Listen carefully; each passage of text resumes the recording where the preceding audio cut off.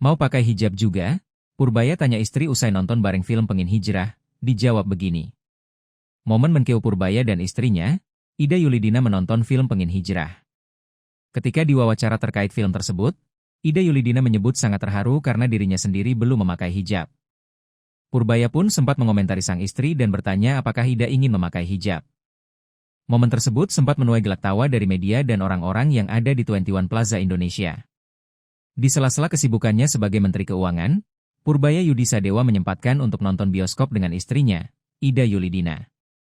Purbaya dan sang istri datang ke pemutaran perdana film Pengin Hijrah yang diadakan di Plaza Indonesia pada 18 Oktober 2025.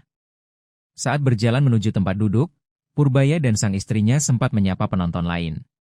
Dikutip dari Kompas.com, dalam sambutannya di acara tersebut, Purbaya menyampaikan harapannya agar industri film Indonesia semakin berkembang.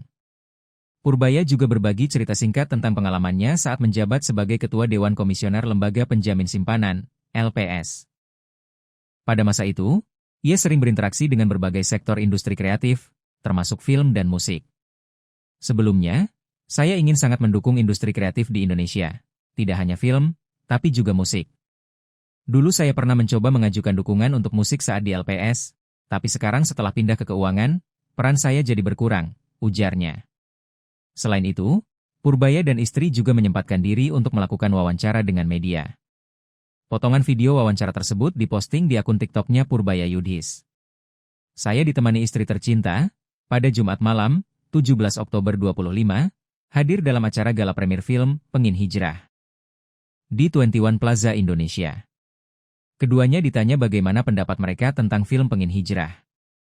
Mencapai sesuatu itu banyak lika-likunya, tapi endingnya akhirnya berhasil memakai hijab, malah saya jadi terharu juga.